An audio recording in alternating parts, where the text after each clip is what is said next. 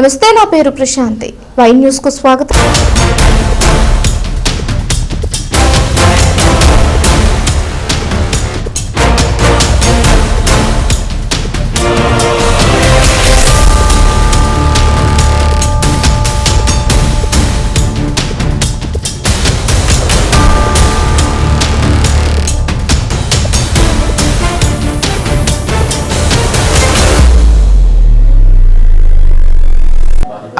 అందరికీ నమస్కారం. ఎస్ఆర్వరం ప్రజలకి నమస్కారం.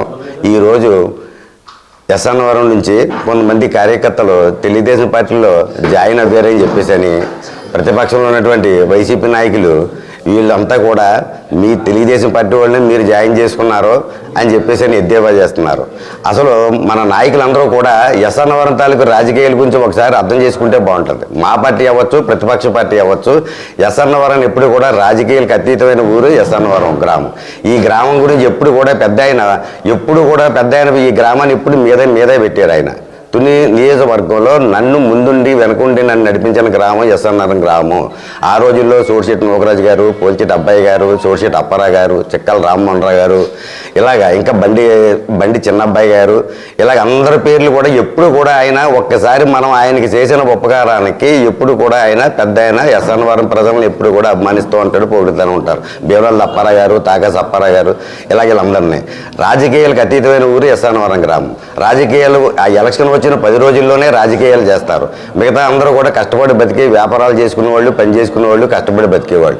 ఇలాంటి గ్రామం మీద ఇప్పటి వరకు కూడా తెలుగుదేశం పార్టీ ఎన్నో అభివృద్ధి పనులు చేసింది. సింపుల్గా చెప్పాలంటే ఉదాహరణకి వాళ్ళకి మా పార్టీ పుట్టక ముందు తాలికి కార్యక్రమాల గురించి చెప్పి ఏదో సాధించేసాం అని అంటున్నారు. 77 నుంచి 82 వరకు కూడా కాంగ్రెస్ గవర్నమెంట్ ఉంది కాబట్టి అప్పుడే ఎస్సీ కాలనీ అని అదని ఇదని చెప్తున్నారు. అంతవరకు నిజమే, వాస్తవే.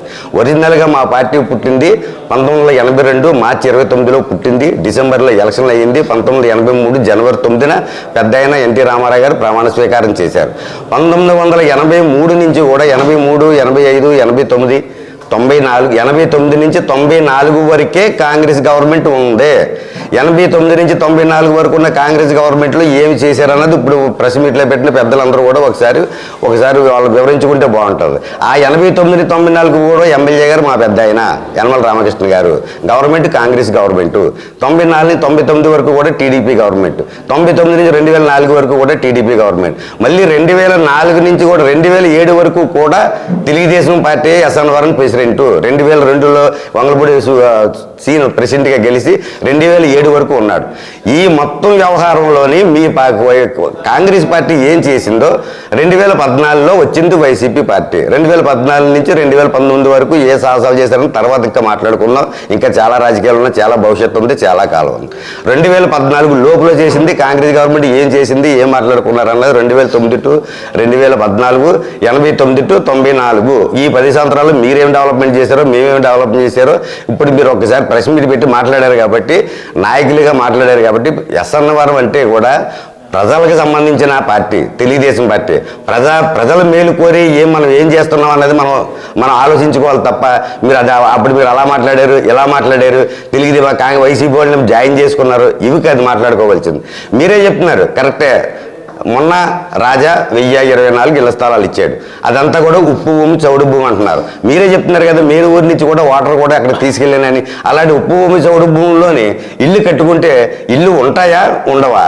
అది ఇంకో రకంగా చెప్తున్నాను. అదే దుర్గా కాలనీ ఉంది. ఆ రోజుల్లో పోల్చెట్టి అబ్బాయి గారు వాళ్ళు కూడా ఇచ్చినవి ఏంటి 175 ఇళ్ల స్థలాలు ఇస్తే సెంటున్నర ఇస్తే అది మీరు ఒక రకమైన అబోధ కల్పన చేసి ఏమని అక్కడ ముందు ఎవరు ఇల్లు కట్టుకుంటే వాళ్ళు రక్తం కక్కు చచ్చిపోతారో అనేటువంటి ఒక అపోహను పుట్టించి కాంగ్రెస్ వాళ్ళు ఇప్పటి వరకు కూడా కాంగ్రెస్ నాయకులకు యుక్తులకే బలైపోయిన పార్టీ తెలుగుదేశం పార్టీ.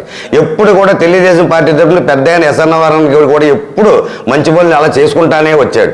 ఎప్పుడు కూడా మాకు సరిగా సహకరించలేదు కూడా ఎస్ఆర్వరం ప్రజలు. కానీ ఇప్పుడు అర్థం చేసుకున్నారు. మొన్న మళ్ళీ పెద్ద ఆయన వచ్చిన తర్వాత పెద్ద ఆయన గారు వాళ్ళ అమ్మాయి వచ్చి మళ్ళీ పోటీ చేస్తే ఈసారైనా జర మనకు న్యాయం జరుగుతుందేమో, గత నాయకులు సరిగా చేయలేదు, ఆ నాయకులు వెళ్ళిపోయారు కాబట్టి మళ్ళీ ఇవాళ పెద్ద ఆయన దృష్టి పెట్టాడు కాబట్టి మనకు న్యాయం జరుగుతుందనే ఉద్దేశంతో మళ్ళీ ఎస్ఆర్వరం ప్రజలు మమ్మల్ని ఆశీర్వదించారు.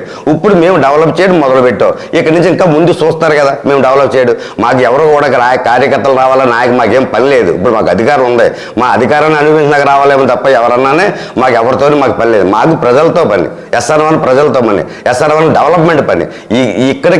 ఇక్కడి నుంచి చూసుకోండి మా డెవలప్మెంట్ ఎలా ఉంటుంది అన్నది ఇక్కడి నుంచి మాట్లాడుకుందాం. రైట్, ఓకే, అందరికీ నమస్కారం.